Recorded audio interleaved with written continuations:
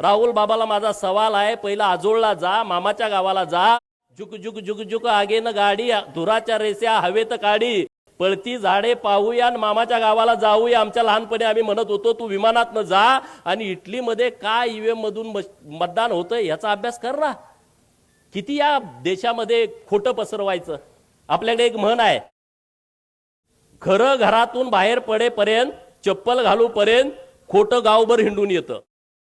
खरं घरातून बाहेर पडेपर्यंत चप्पल घालेपर्यंत खोटं गावभर हिंडून येतं. महाराष्ट्रामध्ये आणि देशामध्ये तसं झालंय. नरेंद्र मोदी साहेबांचं खरं चप्पल घालूस तर राहुल बाबाचं खोटं अकर देशभर पसरतंय. इकडं शरद पवार देवाभाऊचं खरं चप्पल घालूस तर बाहेर पडूस तर शरद पवारचं खोटा का महाराष्ट्रभर पसरतोय. असं झालं तसं झालं, अमुक झालं तमुक झालं. अरे पारावरती गप्पा मारताना पवार साहेब लय खतरनाक माणूस आहे, पवार साहेब माणूस हुशार आहे,